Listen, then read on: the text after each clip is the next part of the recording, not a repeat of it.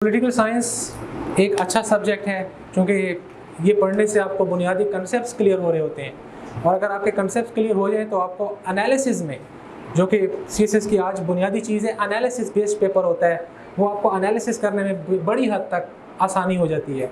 ठीक है, चलिए सबसे पहले मैं स्टार्ट करने से पहले थोड़ा सा सिलेबस के हवाले से बात करूँ। पॉलिटिकल साइंस 200 मार्क्स का पेपर है, चाहे सीएसएस है चाहे पीएमएस है। पेपर 1 की पहले बात कर रहा हूँ। पेपर 1 के अंदर आपने देखा होगा कि पेपर 1 के अंदर सबसे पहले जो है वो पॉलिटिकल थियरीज आ रही हैं।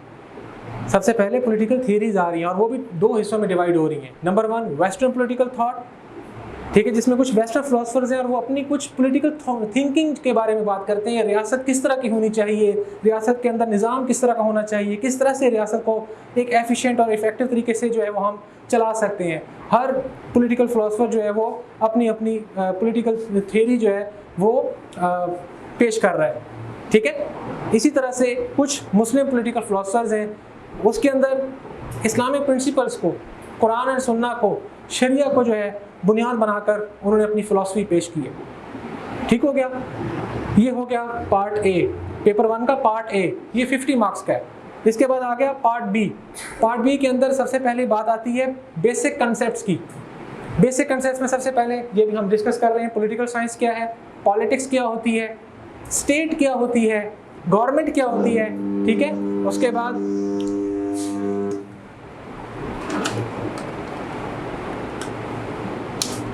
गवर्नमेंट क्या होती है, स्टेट क्या होती है, और इसके ऊपर देखें सबसे इंपॉर्टेंट चीज़ है कि नेशन स्टेट क्या होती है।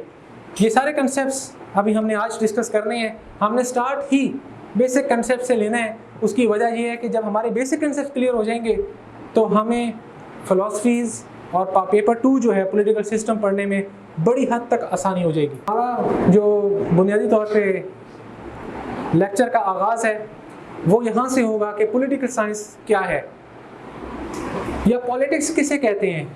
क्या ख्याल है आप में से कोई बताएगा पॉलिटिक्स क्या होती है या पॉलिटिकल साइंस किसे कहते हैं?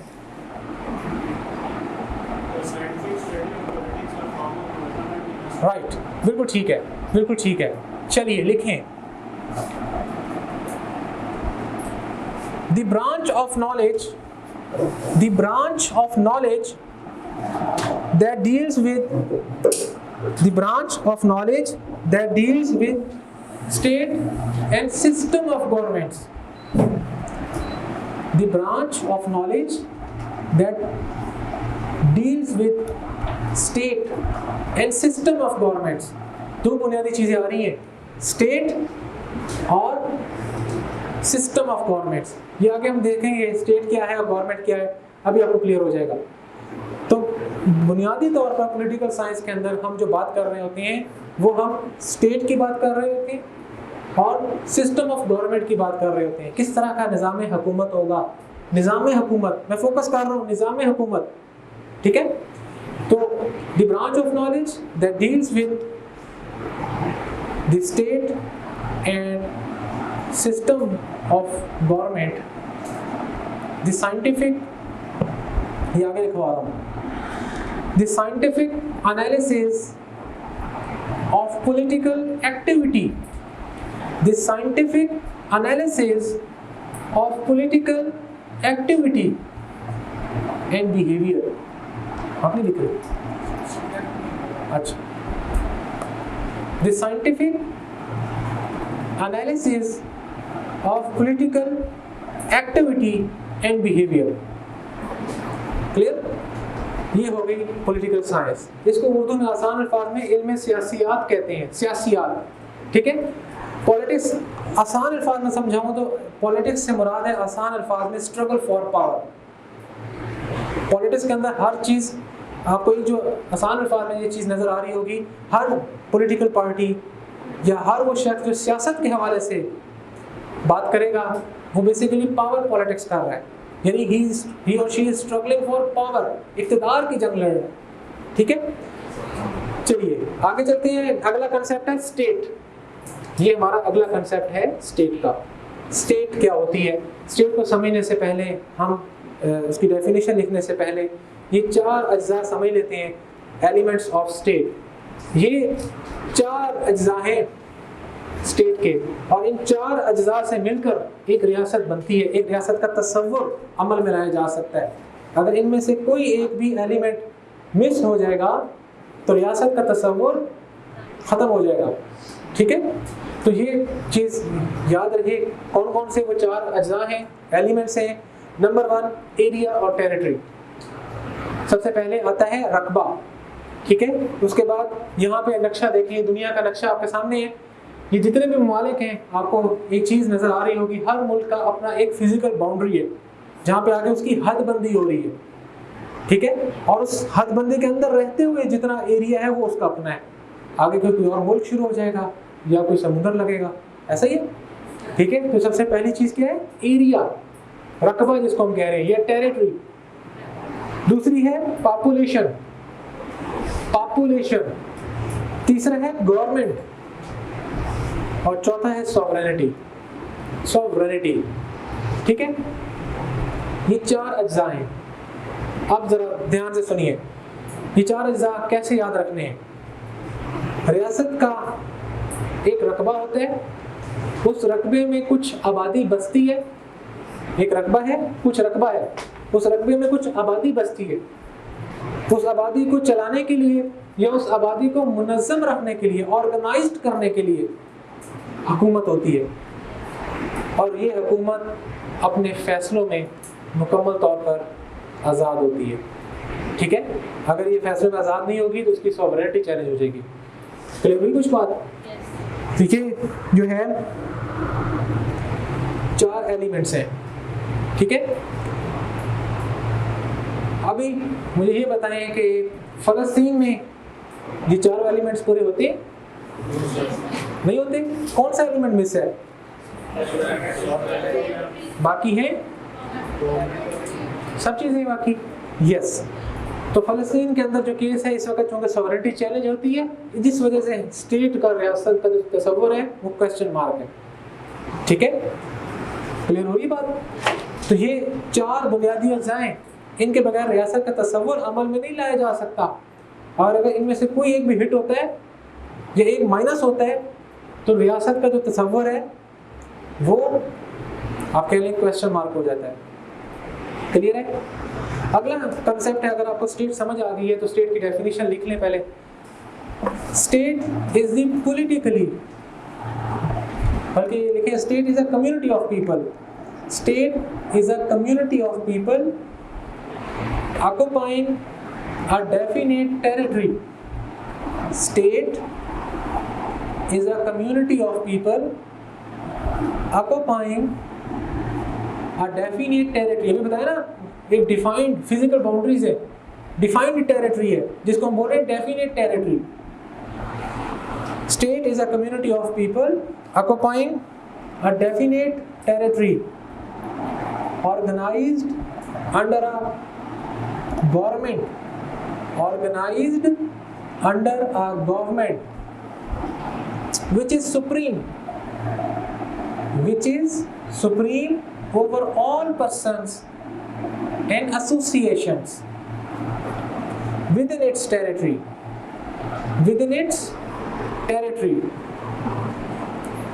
and independent of all foreign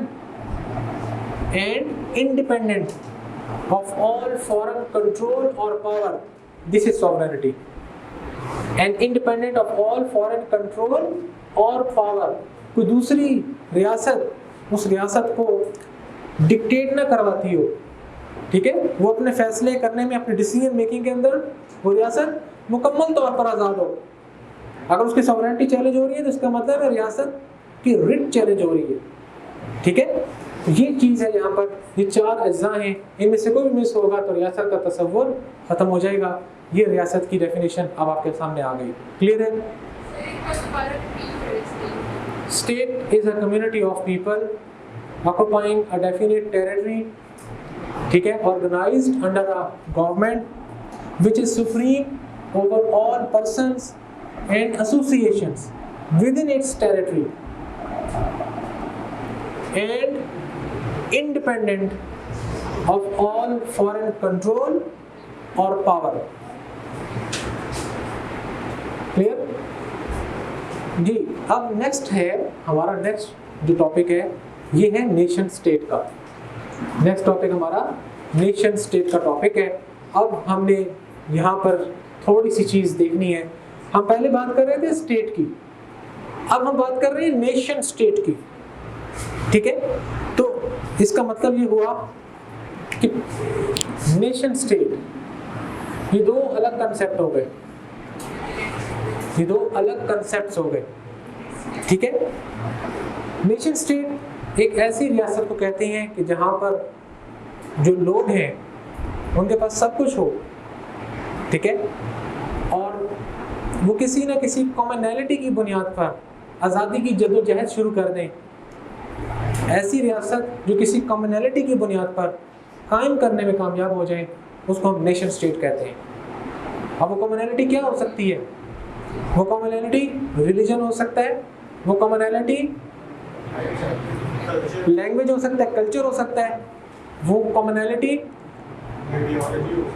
ideology हो सकता है। ठीक है, तो कोई ना कोई चीज़ कॉमन होगी जिसकी बुनियाद पर वो पूरी कौम, वो पूरी नेशन, ये पूरी नेशन जो है ये जद्दोजहद करेगी और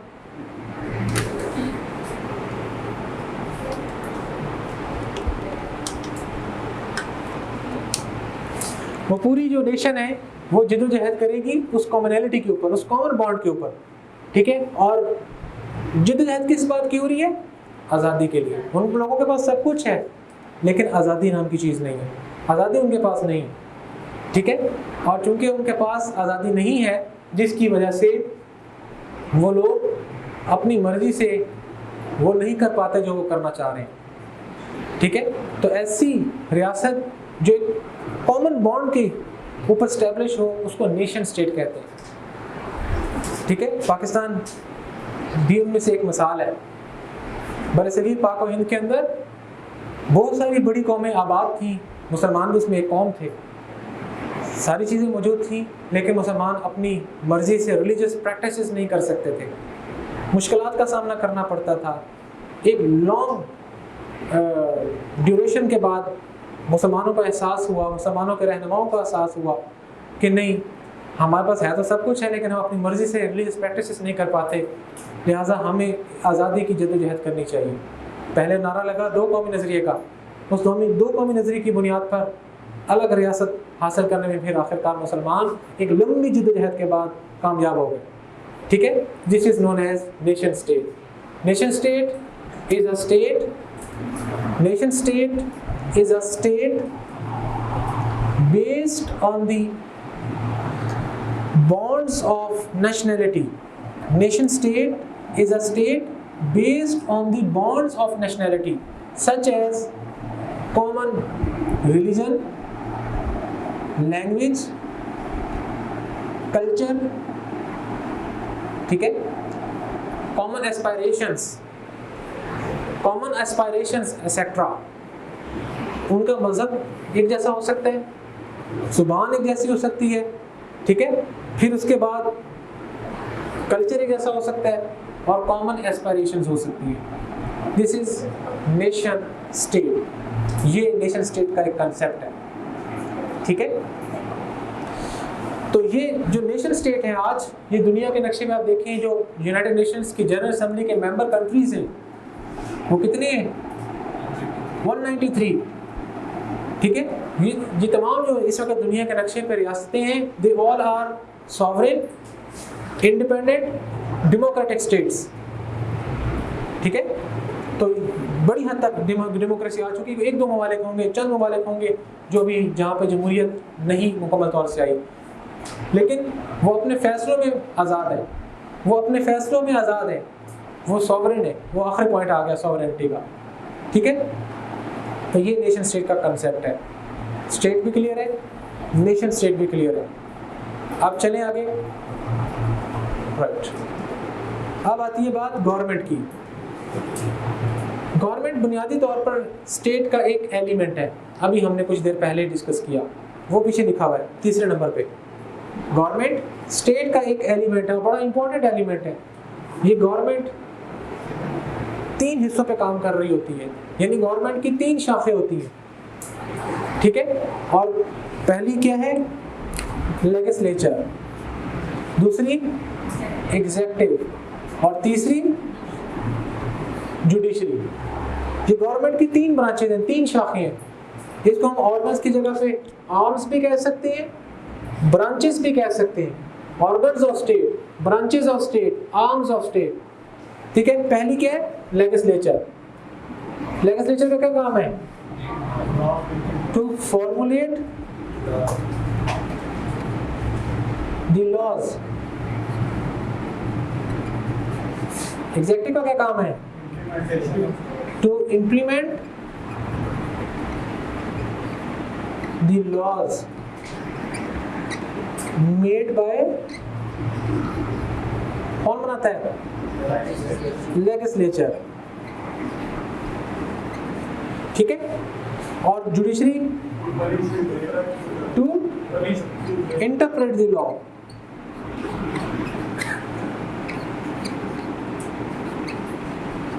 ठीक है, ये इसका पहला पॉइंट हो गया। और इसका दूसरा पॉइंट है टू प्रोवाइड जस्टिस।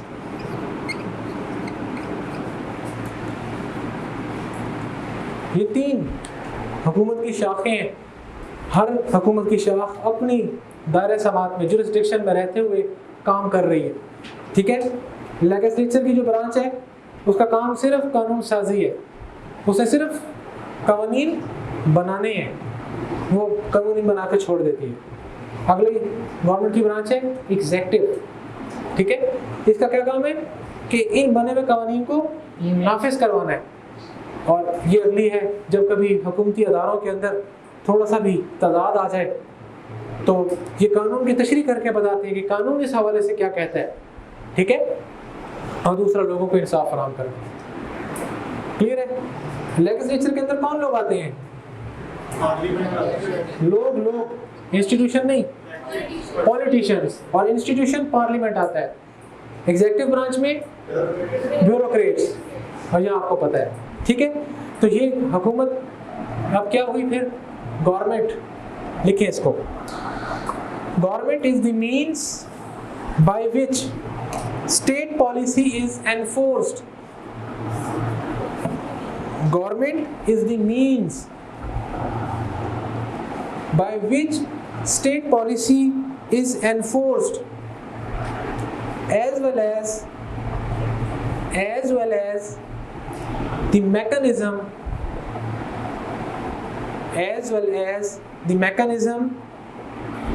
for